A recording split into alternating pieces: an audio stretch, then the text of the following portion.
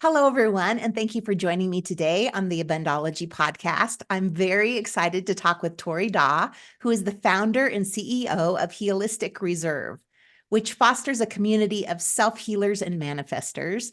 And one of the ways you do that is with lunar bath rituals. So, three of my favorite things in the world: a bath, the moon, and a ritual. So, I have been looking forward to talking with you today. So, thanks for joining me, Tori. Thank you so much for having me, Renee. Yeah, I mean, when it comes to like self-care and the energy of pouring that care and love into ourselves, I think that incorporating the moon cycle into that practice helps us to like embody and accept ourselves through every phase, just like the moon. Yeah, so Well, I doing, do a yeah. weekly energy update podcast every week, and I talk Yes. about the moon more than anything else because the moon is what influences our energy here on Earth more than anything else.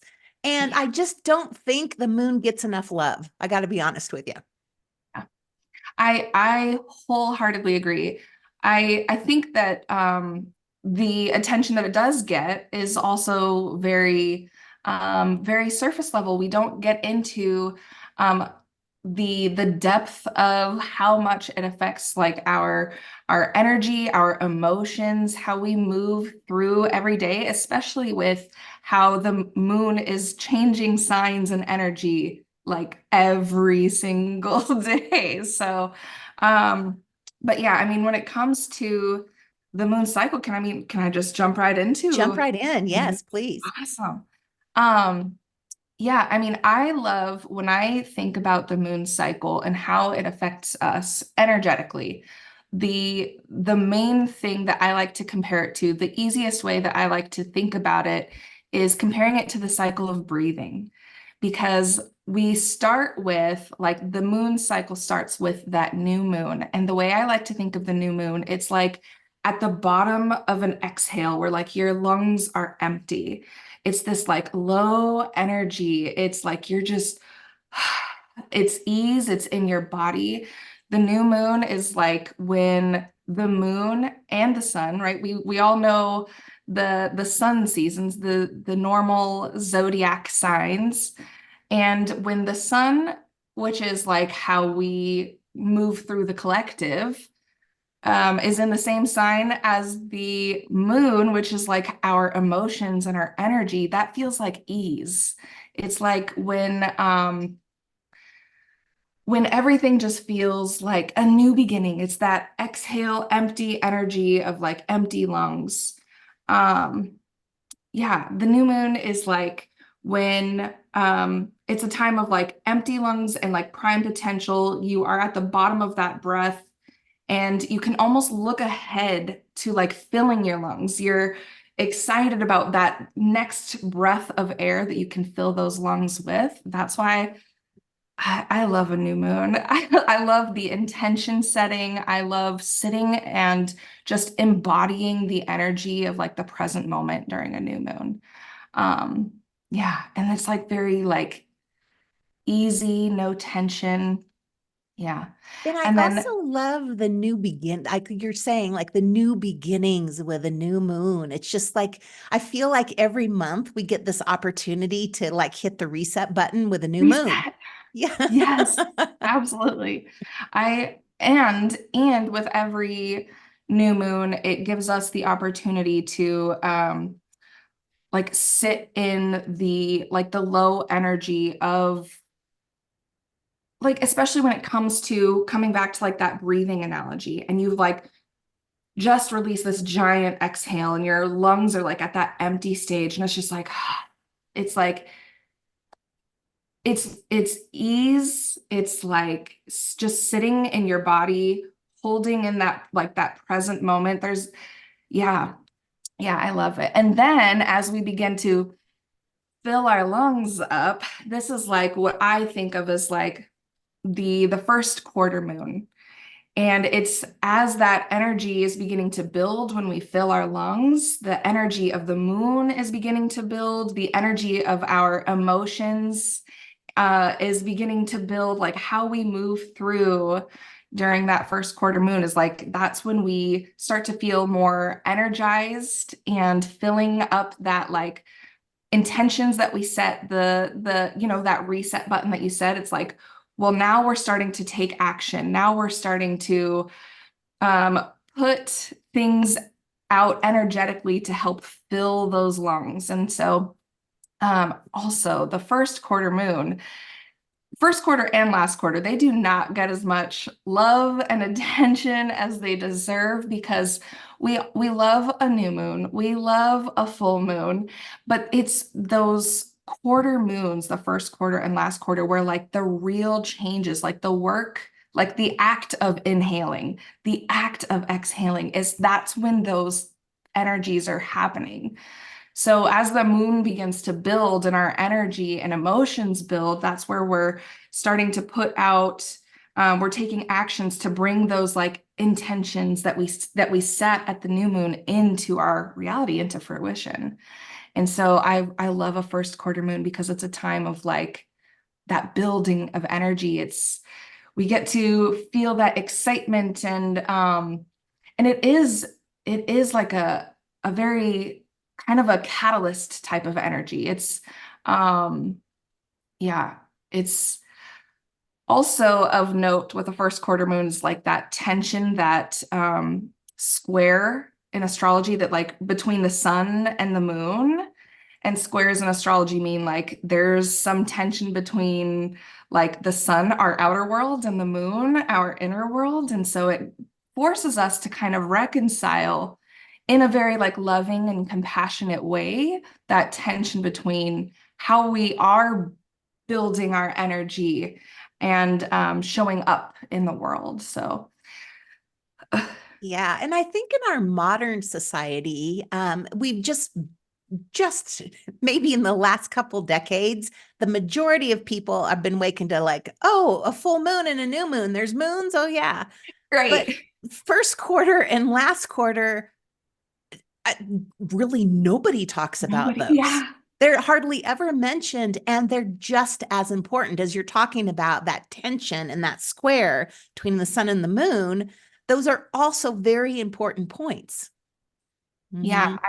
I agree because intention, I feel like so often, especially when that energy is building from that really like calm new moon that we just had the week before, and we come to a point of like tension as we're filling our lungs, it it gives us the opportunity like, okay, well, are we going to fill our lungs intentionally? Or are we going to fall back into the same patterns and routines of like that maybe unconscious kind of shallow breathing pattern? Like being conscious of the energy of a first quarter moon gives you the opportunity to build that energy, fill those lungs in a very intentional, like new way. Um, so in my practice, when we come to a first quarter moon, the focus as we're like building that energy, we're taking in that inhale is to really pour into the energies of like inspiration, empowerment, and like taking action that feels like really exciting, like and pouring that self-love and empowerment into ourselves to be intentional, not just fall into like the same monotonous patterns that we've been in, to create a reality that we're excited about. And that's one of the things that I love about the moon is it helps us stay present. Like Yes. there, at least there's 4 points a month Yeah, where at least. where Yeah. we could Yeah. live in our society without being present at all, but at least if you're paying attention to the moon, you have 4 times a month where you are intentionally Checking creating in. your life. Yeah. Yeah. Yep. That's where like the baths come in too, because it brings us back into our bodies. It helps align that energy like of body, mind, spirit, helps us connect with that intuition of the moon, the align our energy with what the moon is doing, because it's going to affect us whether we're intentional about it or not. So we might as well find some flow energetically and not just kind of flounder through the waves, the literal waves of the moon. So yeah, Yeah.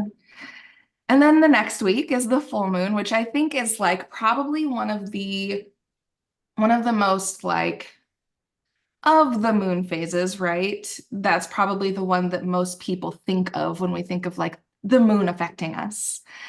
And and that's, I love to think of the full moon as like the top of the inhale, like the very, like your lungs are full. And if you were to like sit and hold your lungs in this full position, it feels like very like tense, very kind of like panicky, like you don't want to hold your breath for too long. um and uh and so energetically during a full moon, it's like we think of the stereotypes of like the werewolves and ERs being inundated, and like my teacher friends talk about like the kids being like acting batshit, right? So Yes. and um and the way that I like to think about it is like, rather than seeing people being like acting like out of pocket, is more so like that tension of like energy during a full moon, like with those full lungs, like you have no capacity to wear any inauthenticities, to wear any masks, to like filter yourself. And so people are, I hate to say it, they're being real. They're being authentic during a full moon. And so it's almost like if someone were to like interrogate you when your lungs are like full, you're just gonna blurt out, it's just gonna come out. It's gonna be kind of this really full heightened energy. But and then on the like the energetic side of that, we can honor it, be very conscious about how we go through that like tense, full energy, and decide what feels like true to us. It's how we can kind of get clearer with our intuition, with some the true emotions that come up, um, and be really intentional about what we are ready to release in that exhale. It's like the culmination of it all, right? Like you started with those empty lungs, and you've filled those lungs up over the last 2 weeks, and now you've got these big full lungs, and you kind of have the opportunity to take inventory and find gratitude for that air that you consciously filled your lungs with. You're able to also feel some accountability for the toxicity that might be in there, and release, like begin that release process at a full moon. So yeah, it's the full moon. It definitely it gets those like chaotic tropes for good reason. That Yes, it tension, does. that opposition, right? Like the full moon is where the moon and the sun are completely opposite each other. So our outer world and our inner world are at complete odds in that moment. Like our energy and emotions are in one place while the rest of the world feels like it's on the other side, so yeah. Yeah. Yeah, and you're right. I would have to say that I think with a full moon, most of us, at least in my group of people, know when there's a full moon. Oh, a full moon's coming. And that always seems to be a night. And now hearing you talk about it, when sleep is a little disturbed too. Yeah. Yeah. And probably for a couple of reasons. One is we're talking about the honesty and things. There's no masks on a full moon. Yeah. So whatever is needing to come up and be felt, of course you're not It's going to sleep. It's yeah. going to wake you up in It's the gonna middle of come the up. night to deal with that shit, you Yeah. know? Yep. And also, I think I want to say we're about 60% water, our bodies. And Absolutely. so, Yeah. we know the moon affects the tides on Earth and how water flows and all of that. So, at a full moon, also, our bodies are feeling, I mean, they're feeling it all the time, but Yeah. especially then. Yeah. Oh, totally. And that's where honestly, that's kind of where I had this epiphany, because the bath rituals have been, they were born of like a very personal way of like finding ways of like coping through like a pretty traumatic upbringing. And or like any time of stress growing up, I was like, I'm gonna take a bath. I'll see you in an hour. Like, don't talk to me, you know? Um, and I had this epiphany that like the ocean and the moon are so into like the ocean is so influenced by the moon that it's like, how can I honor how can I honor that sacred element of water, the moon's like pull and influence on not just the ocean, but like you said, like we are made of water. And then when I put myself into the bath, it helps like strengthen and amplify that energy and that connection. And especially on a full moon, when we're feeling that like heightened energy, those heightened emotions, that like raw, like the shit you don't want to come out, coming out, like it helps to like immerse yourself in water to find that flow, like to hold space for what needs to come up. And especially like if you want to go another layer deep, the the energy of bearing yourself to yourself in a bath. Like you are completely raw. Like you, like when you're in the bath, you're naked physically, you're naked energetically, you're naked emotionally, and you're in there with you, yourself, your energy, your emotions, and like just the moon amplifying all of it. It's it's profound. I mean, I'm to my own horn. They're huge in a self-healing, a self-healing practice. Huge. Uh yeah, I mean, they bring it all up. They bring it There's all no, up. yeah. Yes, true. I never thought about that as being naked in the bath. Yeah. Like you're literally naked, but then emotionally naked too. Yeah. Fascinating.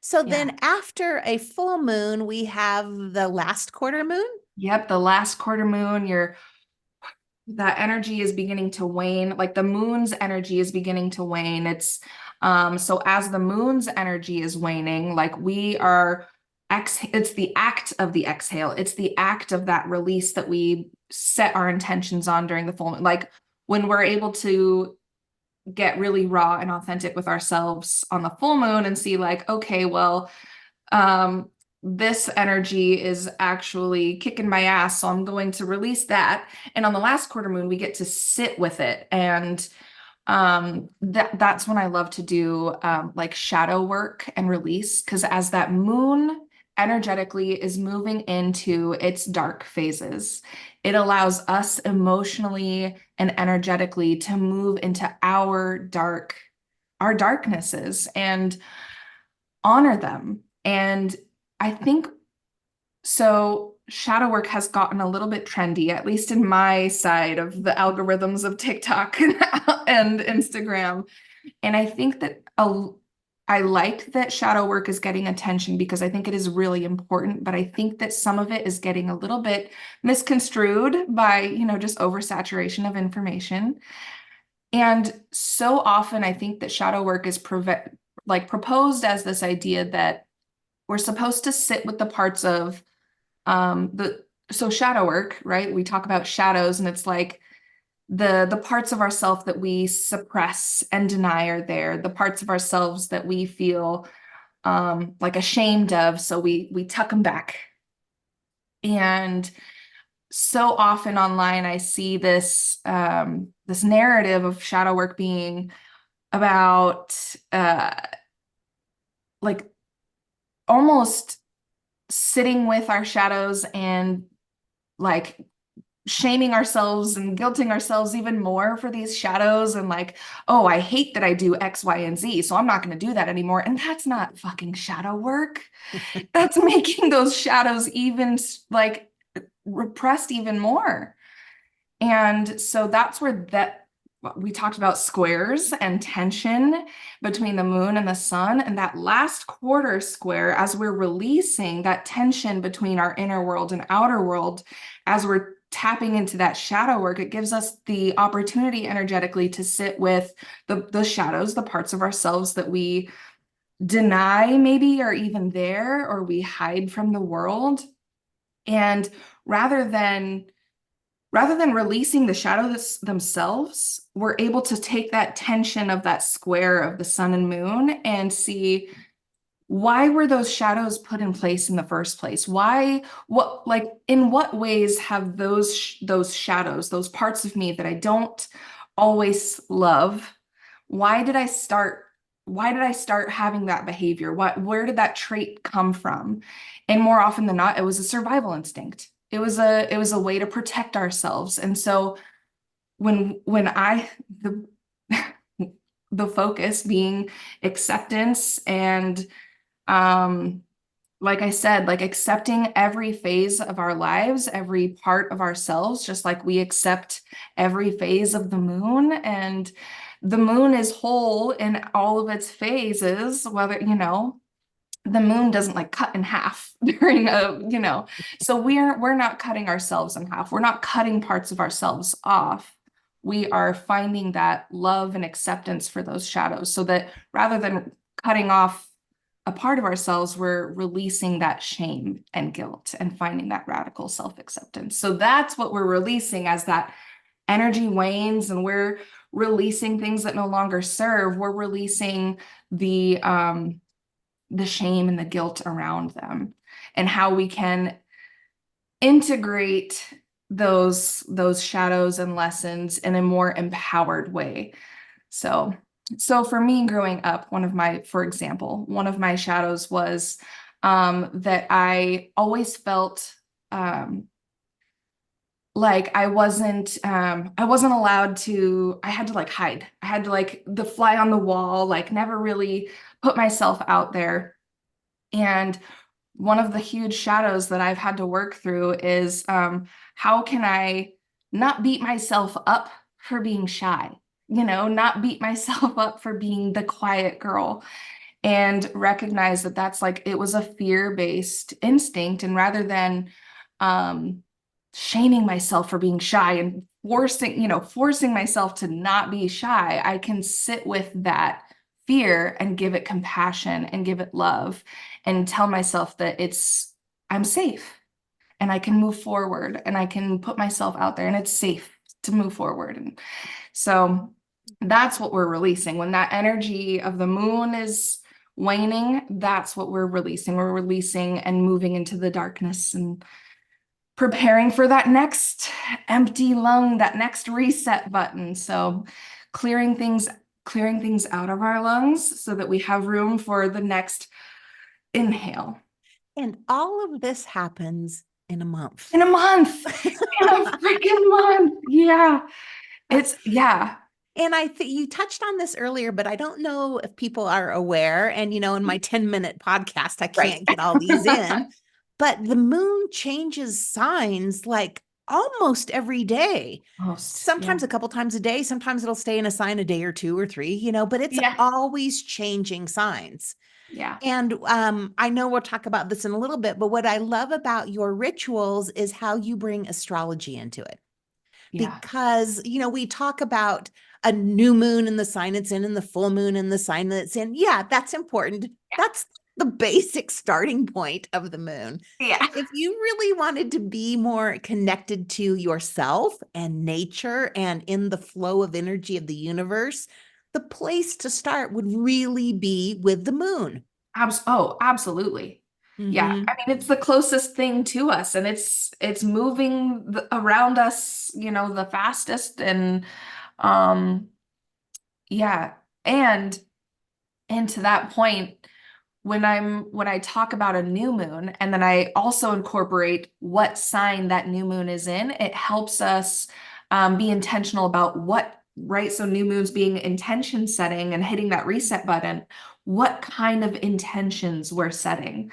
So we just had the new moon in Aquarius, And so the intentions we were setting was like that Aquarius energy being like really revolutionary, out of the box thinking, like how can we embrace our uniqueness and our out of the box thinking to propel ourselves into like our highest good and further evolve and self-heal in those ways. So Well, and now on I think it's the 24th, we have that new moon in the full Virgo moon, coming up. the full moon in Virgo. I'm Yeah. sorry, full moon in Yeah, Virgo. I knew Yeah, what yeah, you yeah. meant. I'm the too many moons.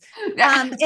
Which is a really great sign for self-reflection, Oh, for healing, health and wellness, introspection, all of those types of things. So you have been generous enough to kind of guide us through a moon ritual. yes.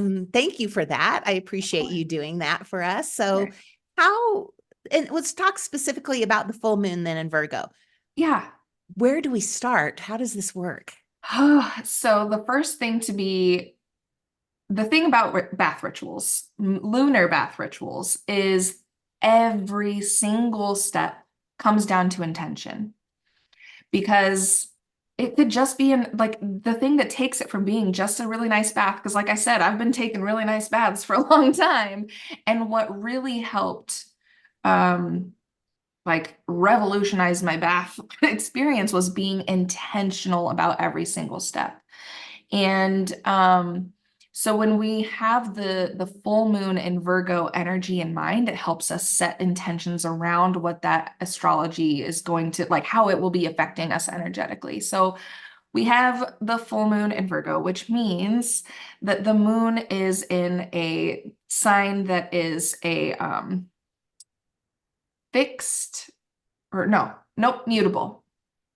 Virgo is a tricky one because it's analytical and it makes you think that it's, but those mutable signs are those ones that are all about expansion and evolution. So Virgo being a mutable earth sign ruled by Mercury, it's going to have us very devoted to our evolution and our expansion and our highest good. And so that's where that like caring and nurturing ourselves for our highest good. And it's got that kind of analytical energy to it. I feel like I have some Virgo friends that kind of like, have those self-deprecating jokes about being like, oh, I'm just super nitpicky or but I have no major Virgo placements, but I love a Virgo because Virgo is the energy of like wanting the best for you. And that's where that discernment comes from. It's not like nitpicky. It's just like this shit is not serving you. We're done with that. Yep. And this is how we're going to nurture you to evolve and expand.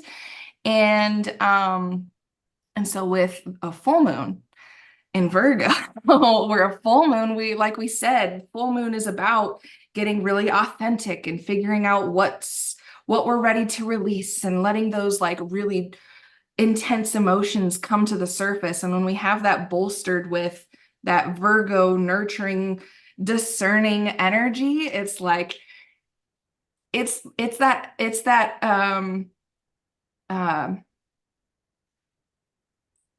don't just talk about it, be about it energy. It's like we're not fucking around with this toxic boy toy. We're not fucking around with we're not gonna stay in this pattern that's keeping you in the same cycle that you've been in, and we're cutting it off for good, but also with love and compassion. We are nurturing the parts of ourselves that do serve us. And we're really tapping into that, especially because it's an earth sign. It helps us tap into our physical, tangible vessel, our body, and really tap into that loving, that nurturing energy. Yeah, so when we go into our full moon Virgo bath ritual, um, I'm actually so excited about it. It's like kind of distracting me how excited I am for this bath ritual. Our intentions that we set around every single part of the ritual is going to be about nurturing and loving on and caring for ourselves for our highest good, for the self-healing and the evolution and creating the life of our dreams and embodying that energy. And so the first step to any bath ritual is prepping the bath space. I mention this because it might seem insignificant, but it is so important to set the tone energetically, from being just a nice bath to a sacred bath ritual. And I never want anyone to feel like they have to like deep clean, like scrub their bathroom or anything like that. But if there's anything in your bathroom, like for me personally, like I know that like my husband's underwear on the floor or the makeup on the counter, like that shit's gonna distract me and I'm not gonna be able to like really meditate. I'm gonna be thinking about that mess in the corner of my eye. So I put all of that kind of stuff away.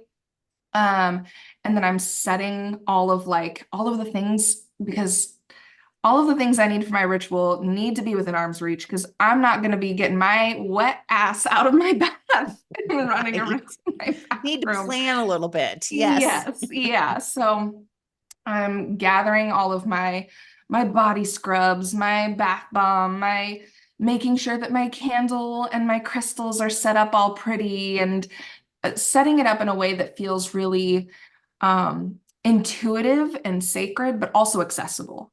Because I've seen, yeah. I'm sorry, didn't mean to interrupt Oh, you. you're good. Are there any particular crystals that align for the sign that the moon is in, or a full moon and a new moon? So yeah, I mean, absolutely. For any bath ritual, I love moonstone, and I actually love like opalite, because that one's a really nice, like intuitive one, to help connect that like emotional, intuitive energy to the moon.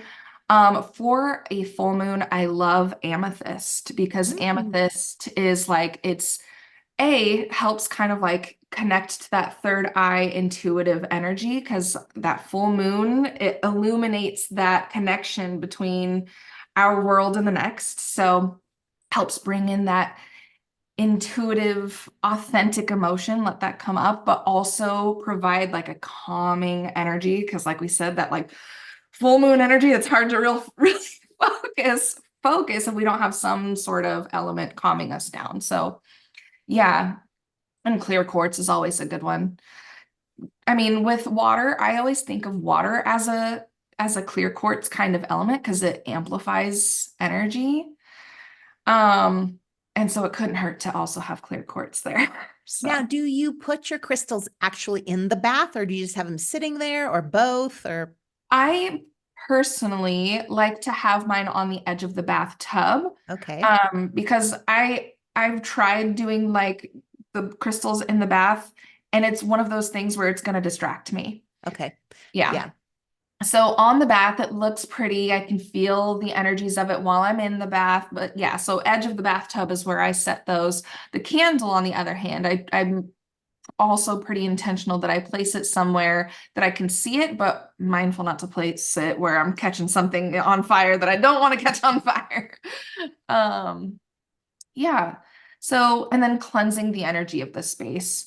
Um, I I like to recommend people using like essential oils or incense, with sage and Palo Santo being kind of over harvested and commercialized and taken from the indigenous communities. So I always recommend, using some incense and kind of just like intentionally counterclockwise going around the room. And I say counterclockwise because that's clearing energy, whereas clockwise is bringing energy in. So counterclockwise, and then I like recite, focusing more on cleansing the energy of your bathtub and your mirror, as they tend to collect and project more energy.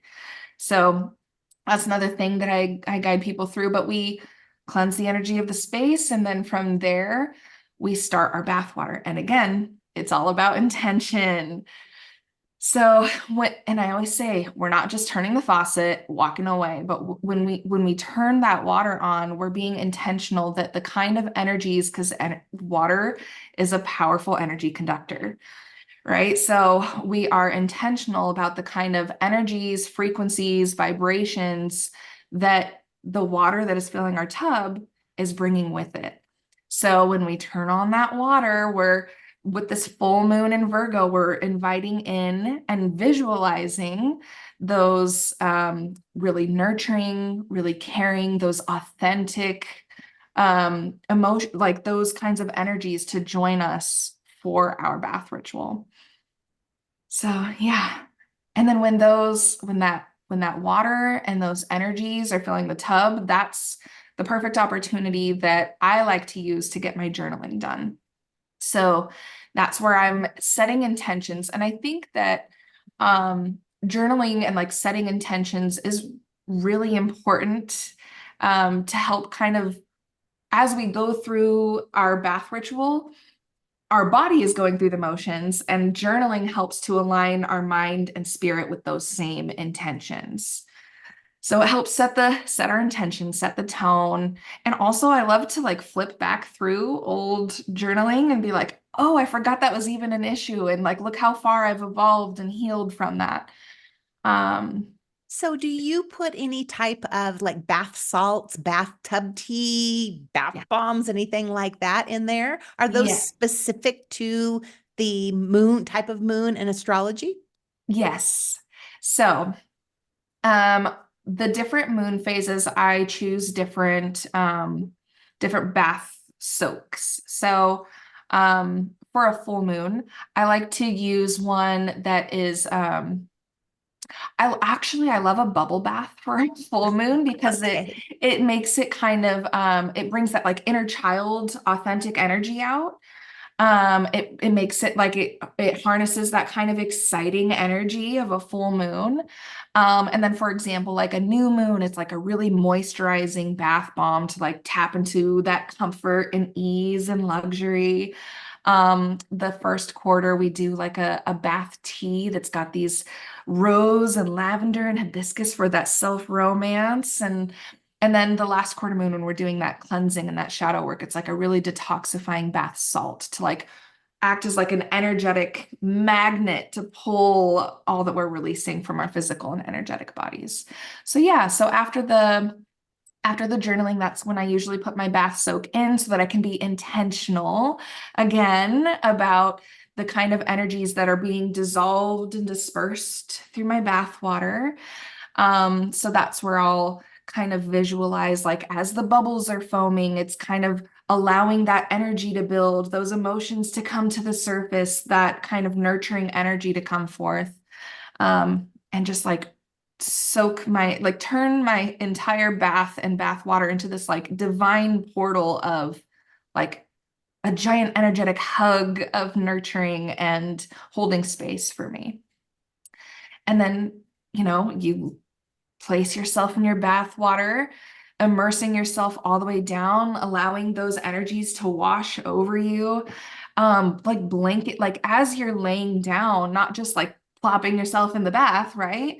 But you're visualizing your energetic and physical bodies opening themselves up to that nurturing energy to absorb in and kind of flow through you, um, and wash over you. Yeah.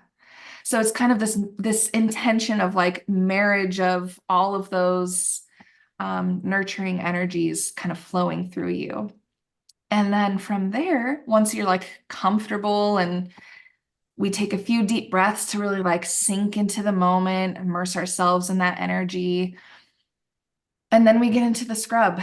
The scrub is like where we're exfoliating away, like in the I won't go through every chakra right now for the sake of time, but we go through every like energy point and exfoliate any blockages or energetic drains that we can intuitively sense or feel that have been kept us inauthentic, anything that is acting as an energetic drain, and we are releasing those energies from our physical and energetic bodies so that we can move forward without them.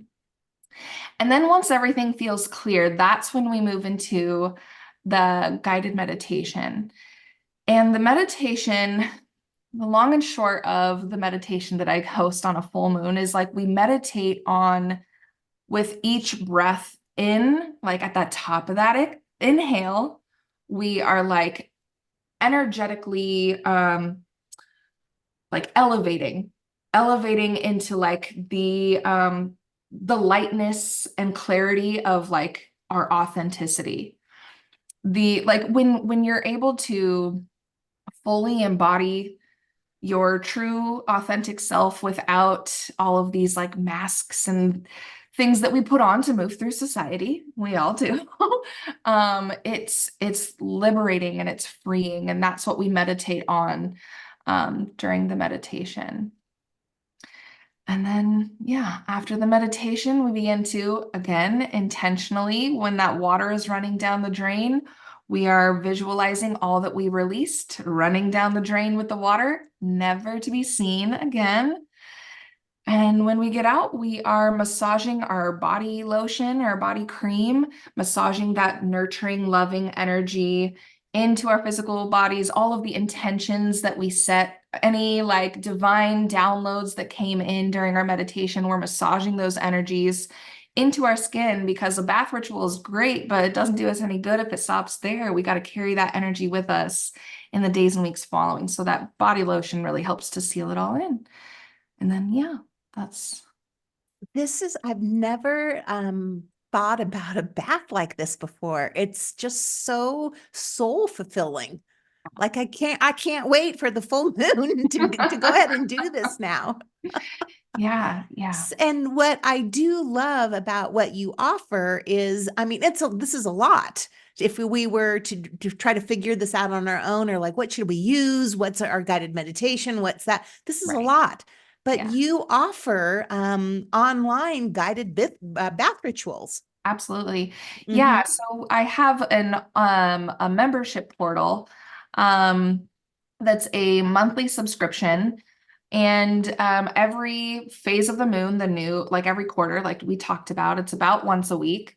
Um, and every quarter of the moon, the new, first, full, and last, I host that bath ritual, integrating the astrology of where the moon is, integrating the moon phase and walking through every single step so that it takes any like brain work or really even any like planning ahead on your end. You just kind of show up and I walk you through the prep, the journaling, the intention setting, the exfoliating, the meditation, every single step from prepping it to closing out your ritual even. And yeah. Yeah, I love how simple that you've made everything. And once again, I love a ritual. So, Right. and you have really also offered us a step-by-step walkthrough of a guided bath ritual. I have a link and I'll put it in the show notes so we can find that also on your website, holisticreserve.com. I'll put a link to that in the show notes too. But this is all just so incredibly wonderful and fascinating. I absolutely love the intentionality of this, but all of it. And once again, if people want to connect and get into the flow of life, one of the easiest ways is with the moon and the moon cycles and paying attention to that. And because we're animals here, Yeah. 60% water too, Yes. Yeah. this is nature at its best. Absolutely. Mhm. Absolutely. And the bath rituals are help you connect. It's I always say it bridges that gap between intuition and embodiment. It Mm. brings that like the spiritual practice of a lot of people focus on spiritual practices being meditation and journaling and prayer, and those are all so important, and the bath ritual helps bring it back into our animalistic nature, our bodies, the sacred vessel that we get to experience this human life in. It's wonderful. I love what you're doing. Keep it Thank up, my you. dear. So Thank thank you, you so much Renee. for being here and joining us and sharing this with us. Once again, as we're recording this, the full moon is, a few days away. So I can't wait. I have to say, I'm planning ahead right now of all the stuff I'm going to gather for, my bath ritual on that day. So thank you again for being here, Tori, and walking us through everything. Of course. Thank you so much for having me, Renee. All right. Bye bye, everybody. Thanks for joining us, and we will see you again next time.